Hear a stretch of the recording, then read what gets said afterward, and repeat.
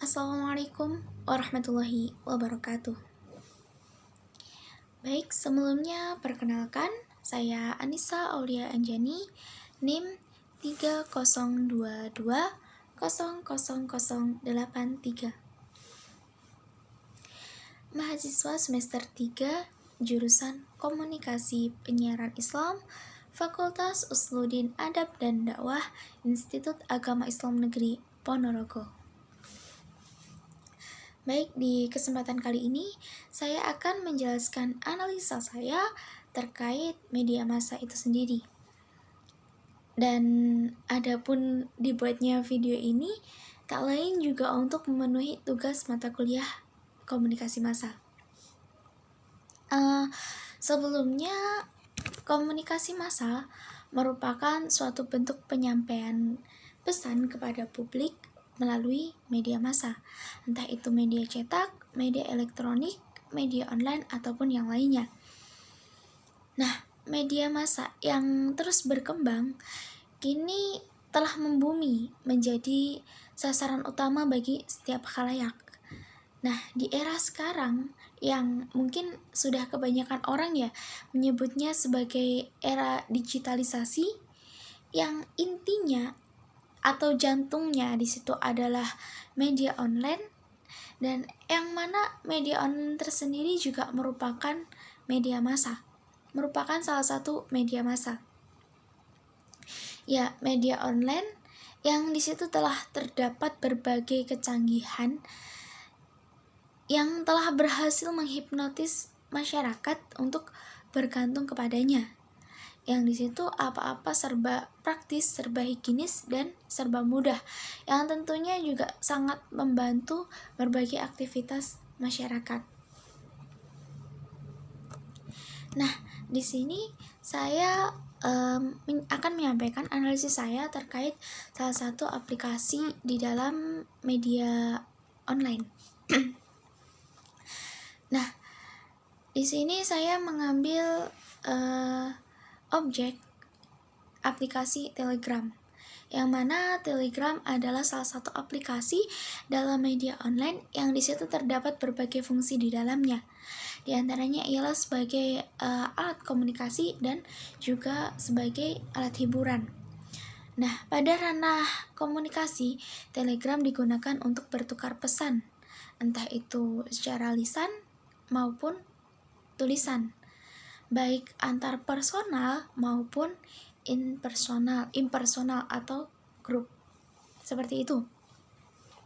Nah, sedangkan pada wilayah hiburan, Telegram dapat difungsikan untuk menonton berbagai serial film yang diinginkan.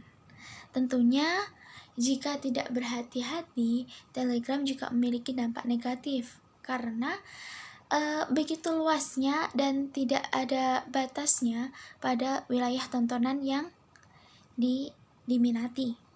Di sini saya memberi contoh dan juga menganalisis hiburan yang ada pada Telegram, yakni pada film Little Mom. Mungkin semua sudah tidak asing ya terkait film tersebut. Ya, film karya fiksi yang dibuat sebagai hiburan semata. Film Indonesia yang kini mengguncangkan beberapa negara, yang juga tak hanya di negara Indonesia saja. Nah, serial ini mulai tayang pada 10 September tahun 2021.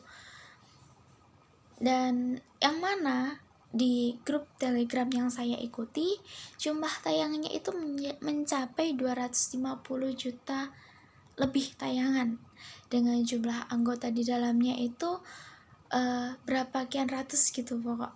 Nah, tentunya tidak hanya di Telegram, akan tetapi film tersebut juga tayang di berbagai aplikasi lainnya seperti WeTV, YouTube, TikTok, dan yang lain sebagainya. Nah, Little Mom ini merupakan web series Indonesia yang menceritakan seputar dunia remaja masa kini yang tak lepas dari problematika yang tak jarang ditemui di sekitar kita.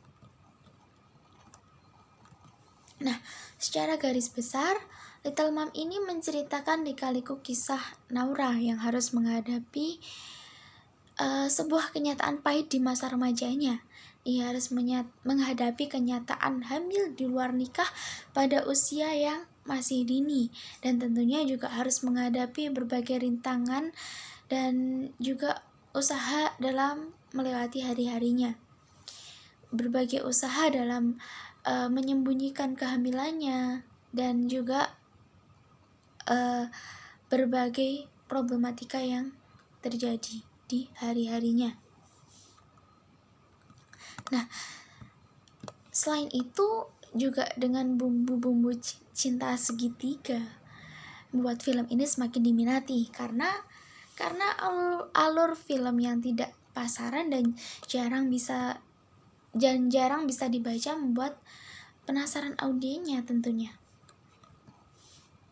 Nah, di film ini juga tentunya banyak sekali pelajaran yang dapat diambil ya, karena dalam film ini dapat disimpulkan beberapa makna tersirat yang mungkin merupakan inti atau pesan yang disampaikan oleh pembuat ya. Nah, secara garis besar saja pada film tersebut memiliki pesan untuk